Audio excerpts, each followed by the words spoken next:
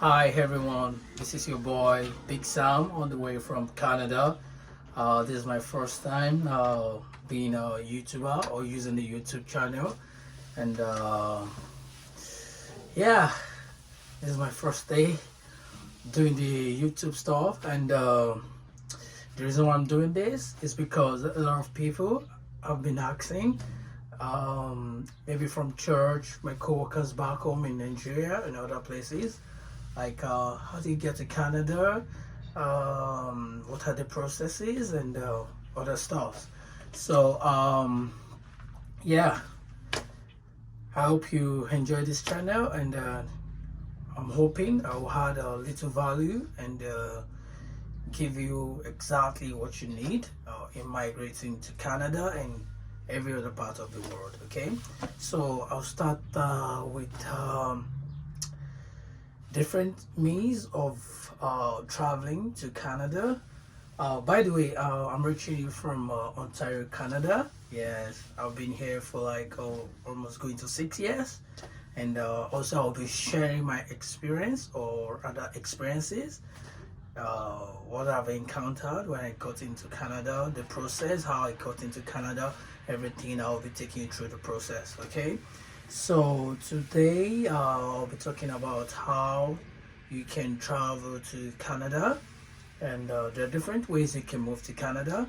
You can move to Canada by either visitation.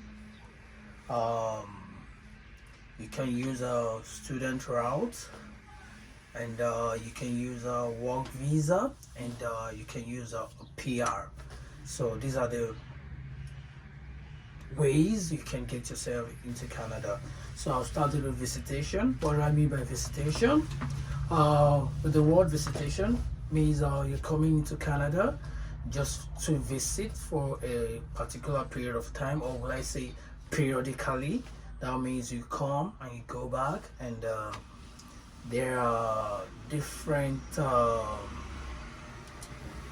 visa on visitation, like might be 3 months, might be 6 months, might be 2 years, depending on what you put in for, and depending on the discretion of the the immigration agent, that is the government of Canada. So visitation, what are the things you need for you to get a visitation? You can come into Canada to attend a conference. You can schedule a conference to Canada, and you can use that to come into Canada for a short visit, attend a conference. You book an hotel, uh, make a reservation for the flight, and you may need to have a strong bank account in Nigeria or wherever, depending on where you have the your account with, who do you have your account with, and you have to have a strong bank account, and you need maybe medical reports, because of the COVID that happened like 2 years ago. It's still advisable to uh, put your the COVID vaccine, what's it called, receipt or whatever, or clearance that you've been vaccinated, and also maybe police report.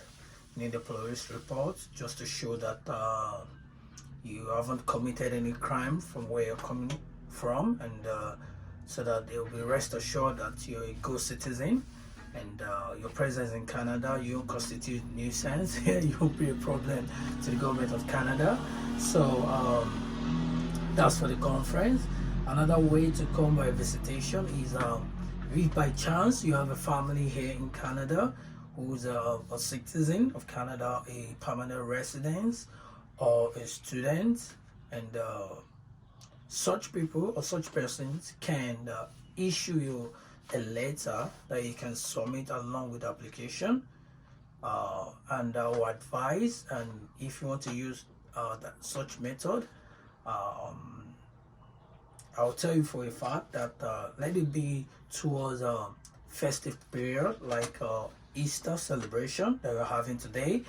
It can be towards Christmas celebration, because when someone is writing you a letter, and the content will carry the weight, like the attachment. What are you coming to do? Oh, Christmas celebration, you're coming for Easter celebration. It will make sense to the immigration officer, okay? And then also lastly on the visitation, I've talked about yes, then tourism. The last one is tourism. You can come to visit a museum here in Canada. So all you need to do, you have to Google search to see some creative places, like museum, where we have some artworks or gallery that as tourist attractions in Canada.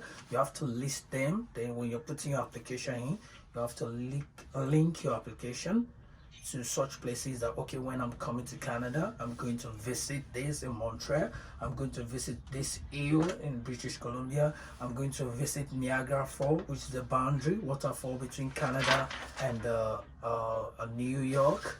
So, and also we have a beach and some side viewing centers in Sarnia City, which is a border to Michigan, and also we have Windsor in Ontario, that's just like 10 minutes drive to Detroit. So all those places they are the things you can link up, for a tourism application for visitation. So after this visitation, other way you can get into Canada is by a student, and this is where I'll leave it for today for this section. Study permits. So we have a lot of schools in Canada, a lot of universities, a lot of colleges that you can put in your application.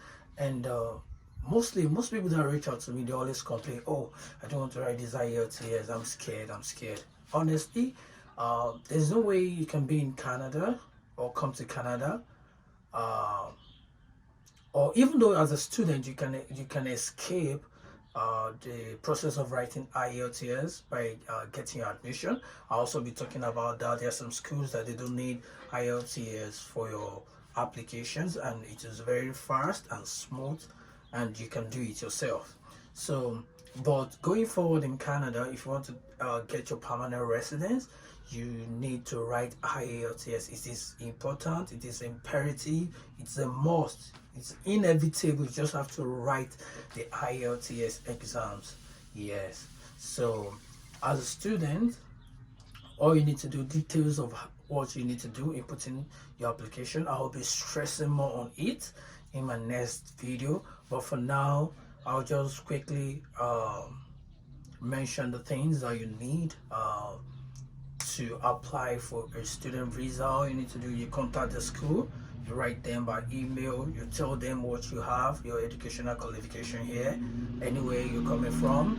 Then some schools will advise you to do evaluation. Here in Canada, we have ICAS, we have WES, and there's other one that you can do your conversion evaluation from maybe Nigeria to the standard of Canada. You can do from, depending on where you're coming from, Indian, Ghana, Tanzania, Kenya. You just have to do what?